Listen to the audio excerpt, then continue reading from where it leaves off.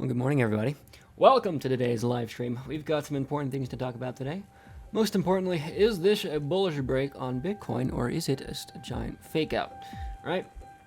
So, I'm going to say it's a fake out. Sorry, folks. I don't actually think we're going to go any higher than this right now. We actually got some pretty good short signals here as well.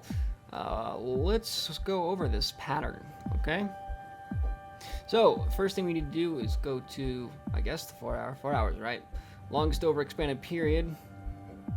This does not look the way I remember it looking. We need to go to the 1 hour. My bad. Sorry, I actually don't look at the charts before I start the live stream. Everything I do is just a train of thought process on what I see to what I actually accomplish. Right? It's pretty bizarre. So everything you're seeing here is, well, me looking at today's information for the first time. I kind of wake up and I start the stream and then, well, no, that's not right. First I go to the gym, I get some pumps in, and then I sit down and look at charts. All right, that's how I get my clarity. Today, however, I just woke up because I went jogging for way too long and I kind of hurt myself. Yeah. I ran down a mountain and my knees are not happy with me. Someone said there's no pain if there's no gain if there's no pain. I'm not sure that applies to knees. Just saying. Okay, so why can't I understand what's happening here? This is different. This is new. This does not look the way I remember it looking. Okay. Excuse me while I drop my spaghetti over this chart. I distinctly remember a defined compressing range, and I'm not understanding why I can't see it. Okay, it's this one. Never mind. 90 period. Yeah, okay. So I'm going to do this in the 15 minutes so we get defined expansions of mass and hopefully a more accurate signal reading. Let's wait for the 3D wave PM to load up. There it is. Okay, so we have, wow. That compressed really quickly. This could do whatever it wants, maybe. This might actually be a true breakout.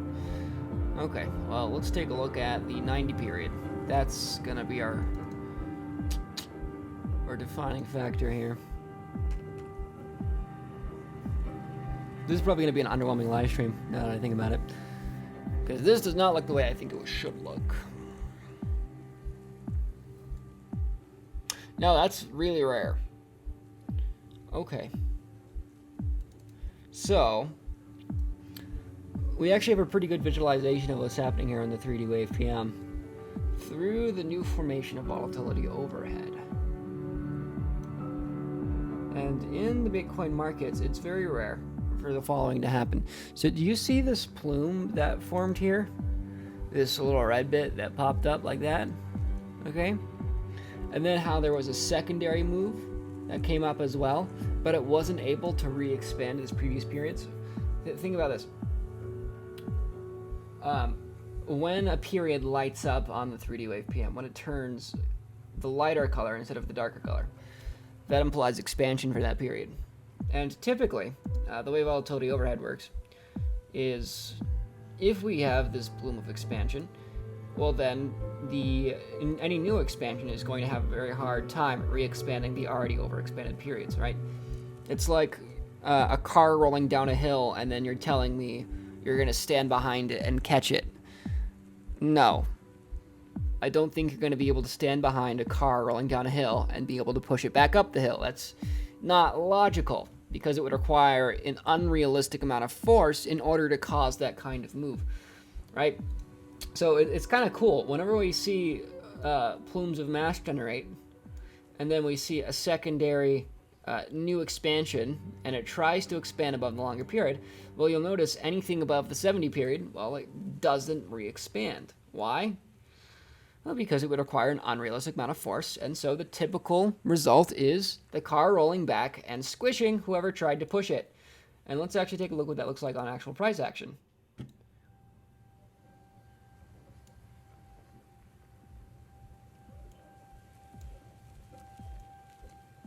So it's kind of cool. Where we have, actually, this was a conflicting move, so it's a little bit different. We'll look at it anyway. And this is actually good. We can do this.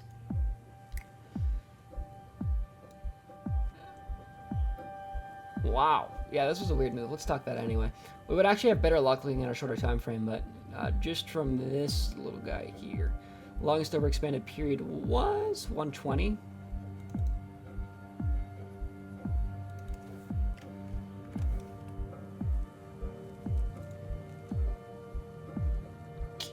Oh, that's it. That's perfect. Wow. Now that really paints a nice picture. Let's go over this. And I'm just going to have the 120 band visible for you. So we have the volatility overhead, right?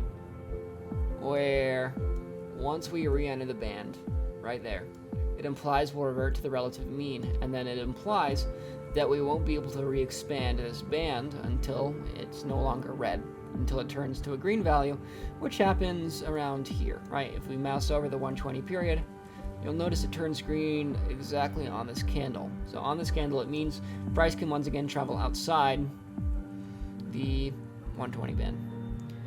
And really high price volatility along that pivot, but you'll notice it's very difficult to re-expand that band. So with that in mind, if we take a look at what's happening currently on Bitcoin, well, we're actually getting that re-expansion, and it's kind of weird, right? So this time it's our 90 period as our longest.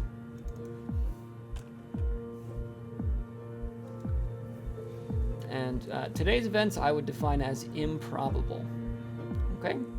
This is what I call an improbable event, and if you take a look at the 3D Wave PM,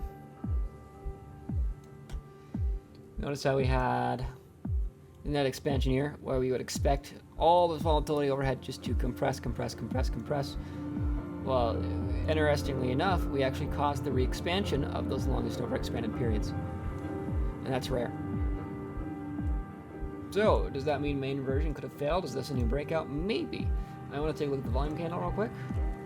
Yeah, it's pretty good volume. Nothing too significant, though.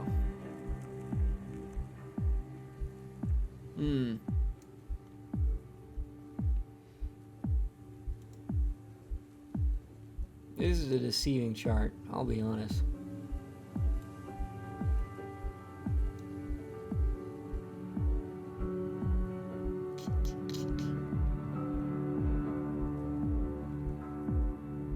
Okay.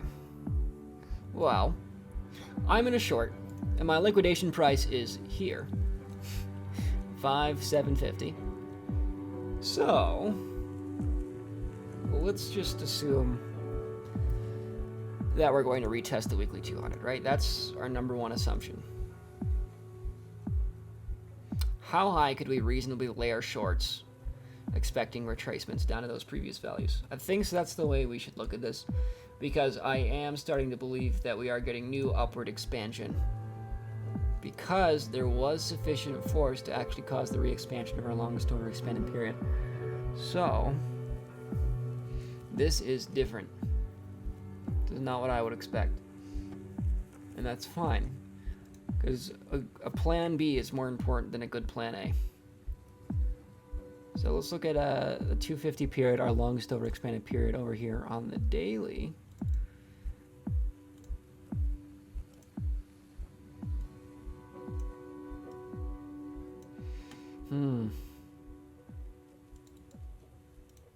Am I on the BLX chart? I'm not. I just want to do some quick mirroring here. Take a look at BLX. So I'm gonna look at the previous crash pattern real quick, just to see if how much we made higher highs. Because it is pretty good as a, I would say, like a game plan for determining how we're going to perform.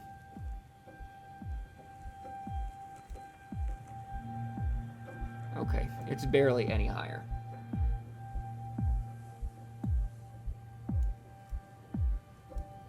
Weird. Weird.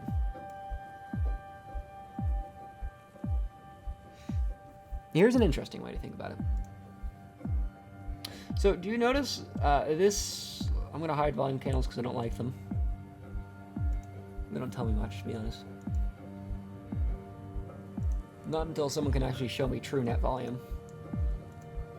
So, here's what I'm thinking. So this is a little wonky, I'll be honest. And no, I need to look at 3D Wave PM. Okay, so this expansion here and this expansion here are just about similar, or just about identical, because it was a relative period of equilibrium, a relative bottom of market price, which happened in both instances where I'm drawing the red lines, right? Where we had a relative bottom. And then we had this period of compression. Do you see how all this turned into the bluish green throughout here, right? That's restoring the market to a state of potential energy. And then as soon as we got these new downward expansions, well, that generated a new period of mass in each. And this is not something you'd be able to look at just by looking at price action. This is kind of cool. So these two downward expansions here are very similar. And then after they appeared, we had the extended period of compression, which honestly we're seeing right now, right? Returning the market to a state of potential energy through lateral trading. And that does imply the continuity of the range. So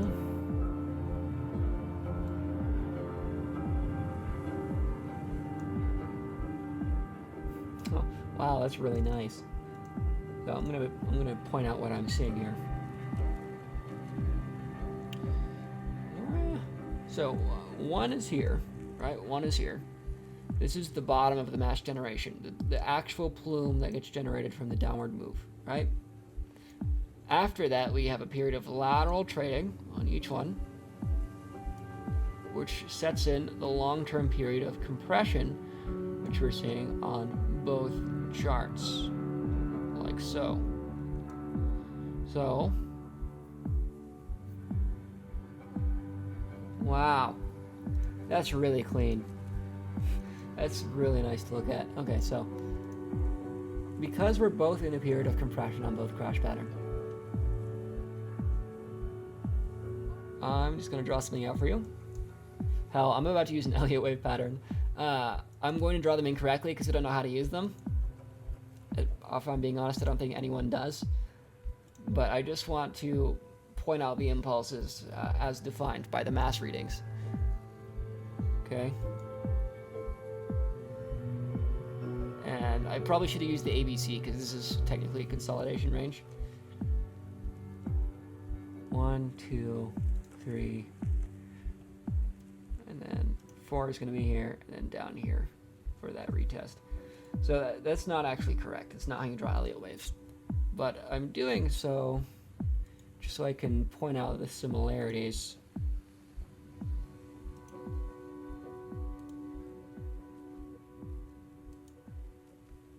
Down to 5.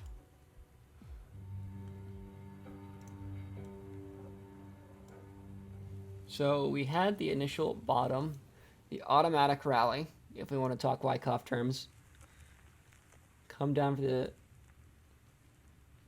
and now we're on this little upward move, making the higher high, right? So maybe a price target around, it's important to know that we do have compressing price volatility, or probability volatility on the 50 distribution over here on the daily. So we're probably going to see a higher high. I don't know how far. I would not expect prices above 440 though. I'll say it like that. Before a new defined downtrend for the retest of the weekly 200. Okay? Does anyone know what the weekly 200 MA is on the daily chart? It's the 1400 MA. That's a Bollinger Band. I just want an MA. Give me an MA. Okay. So here we're going to do 1400. Okay. I can't do it on this ticker. I need to switch to BLX. 1 second. There it is. Weekly 200 is a strong benchmark, folks. And then this one I want the weekly 200, I may as well. So 1400. Nice. It's a consistent benchmark, I'll say that. So let's just expect that higher high for another retest, right? So we test, we run up, we crash. Test, run up, crash. Yeah. I'll wait for it. I don't see us getting above, say, 5,700. So let's bet on that.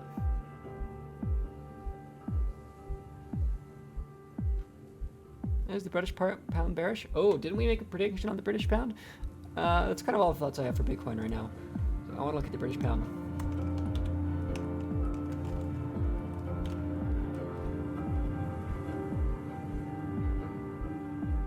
Yeah, we did bet on net expansion on this. Somebody watching this video, can you go find in my video history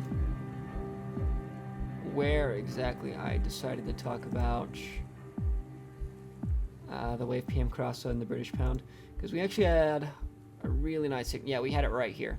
It was pretty recent. Somebody look on my March 28th video, because we did predict a bearish break here. Wow. Yeah, that Wave PM cross was really clean. So last time we had this cross, it was right here, and it resulted in this move. And then here, it resulted in this move. So we're making newer lower lows. Expectations might align for decay here.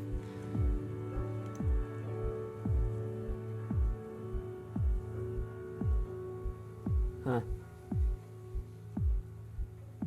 I kind of want to check if there's any benchmarks I'm missing here, but no, we're deep below the weekly 200. Okay, well that's pretty interesting, folks. It has been a pleasure.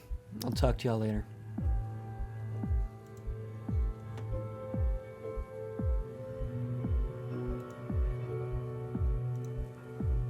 Nice, guys.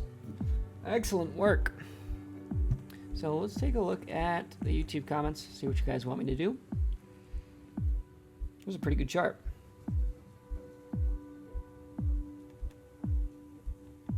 $21 viewers. That's pretty good today.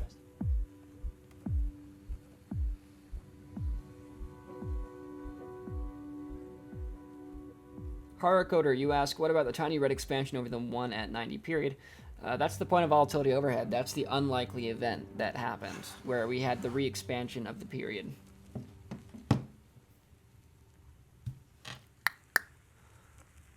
Ask me about some altcoins, guys. I'm going to take a look at, I don't know, flip through my watch list. Somebody told me to look at Sky a few days ago. I did. I got my alert, but I still wasn't interested in it. Yeah. I don't see any slope of mean period volatility. 50 MA is too far down. I'm going to wait on that one.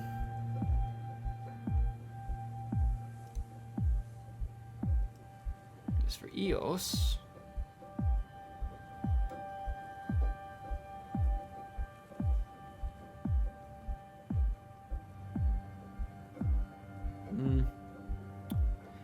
Get your coins in, folks. EVX, what's happening here?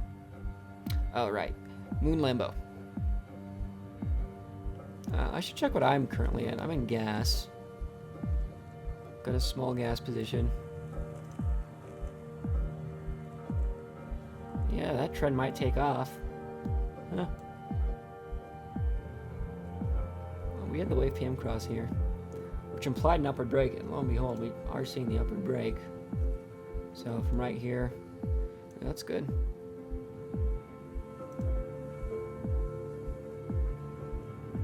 Yeah, it was actually my most recent trade call. Let's hit play here. 29th, Jesus, it's April. Yeah. So I'm expecting this to break out within 2 days. It takes too long to get out of the buy zone. Consider reducing position size. It's already out of the buy zone. That was expected. It's a good chart. Still in it. And then GTO. Yep, GTO is doing well too. That's good news. So let's check out Ribbon real quick. RVN BTC.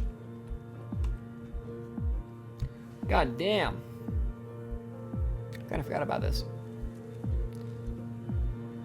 Holy hell.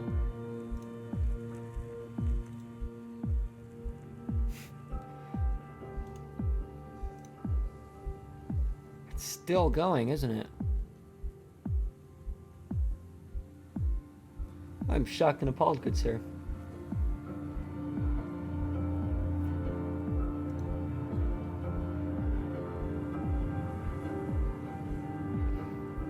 I can't really do TA on this man. Defining retracement values, you know, while the trend is still intact, is kind of hard. You can just assume quad CCI, but it would have faked you out here. Sure, wait for the CCI roll up, see what happens. You can do that. Check out Steam.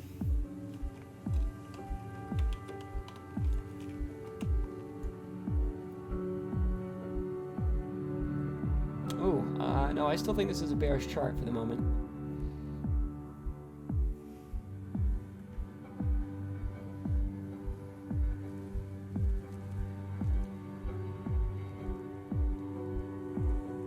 $220. Huh.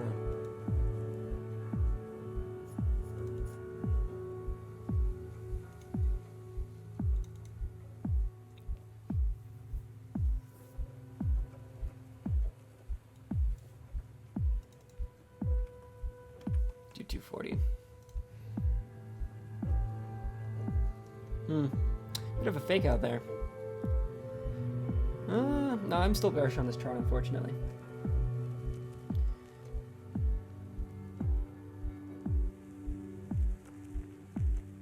Okay, folks, this has been fun. I gotta eat lunch. I'll talk to y'all later. Have a beautiful day. Like and subscribe. Do that.